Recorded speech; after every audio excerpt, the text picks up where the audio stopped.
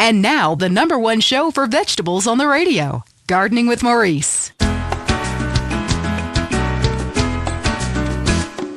Okay, we are back in the garden. I'm Maurice, and we must answer nature's call. Going to the phones. Greetings, garden lover. What's your name? Hi, my name's Trish. Okay, is that short for Patricia? Yeah. Oh, then what I asked is what your name was, not the nickname your skinhead boot-wearing friends call you at the rallies. Maybe you should do less drugs and learn to try a bit harder. Next caller. Hi, my name is Colleen, and my husband has a topiary problem. Ooh, this sounds serious. Well, he started off small scale, just recreational usage, doing horses and cockerels, the odd unicorn, but it's kind of gotten out of control. How so? He just can't stop. I mean, people think it's all fun and games, but what happens when the party stops? What happens then? Okay, just hold the phone and get a grip, okay? At my house, when the party stops, we pay the gimp, get rid of the sailors, and 15 men start crying in unison. Well, that's your business. My husband's reached bottom. It's terrible. Giraffes, lions, elephants, rhinos, all of them carved out of hedges.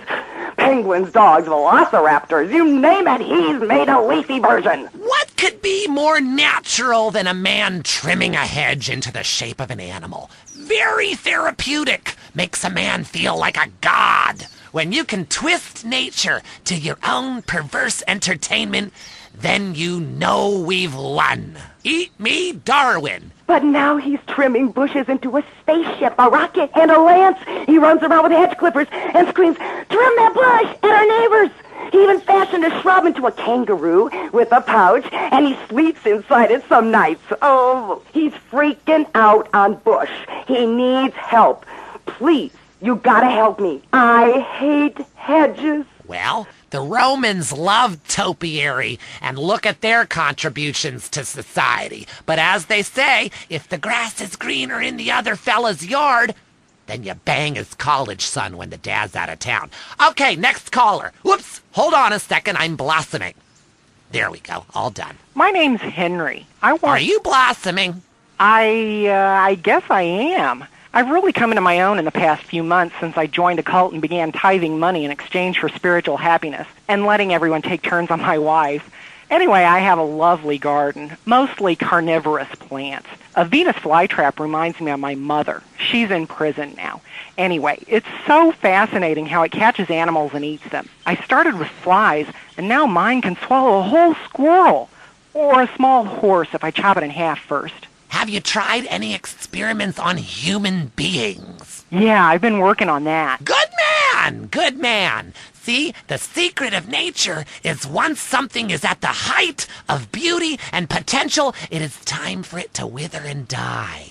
A bit like the British Empire. Because look at that whole place withering and dying right before our eyes. It's run by a queen. And if she had a pistol, she'd be the king. Luckily, in this country, we don't know the meaning of the word hubris. But hell, I'm all over the place here. It's so easy to get out of control when you're doing something that comes natural. Line 2, you're on Gardening with Maurice. Yeah, my name is Terrence. Can I call you Telly Welly?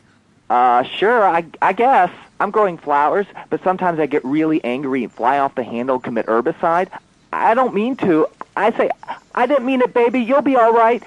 Then I cry and wear a diaper for 2 days. A flower is nothing more than an educated weed. And like all weeds, all living things need to be extinguished. Like a life support machine or a cigarette, which I won't be able to smoke anymore if the fascists in the state government have anything to say about it with that damn Proposition 421. Tobacco is a plant, people.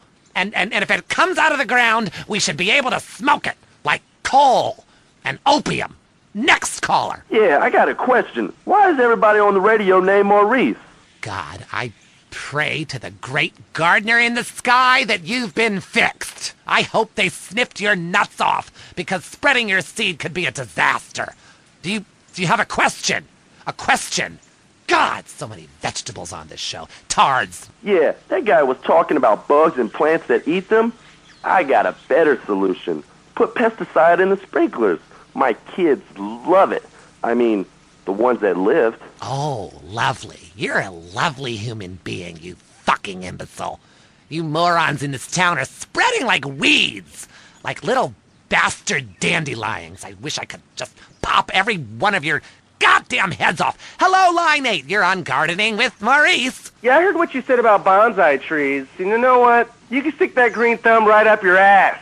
Oh, yes! Another man who grows miniature plants so he can feel like a giant. A real man loves enormous trees that he can have his way with, chopping them down and using the wood to fashion rocking horses and suggestive whirligigs. Okay, we're running out of time. Literally. But again, like a seed sown in a hurricane or a mushroom spore from outer space, the garden goes on. I'm Maurice. Until next time, dig a hole and plant yourself.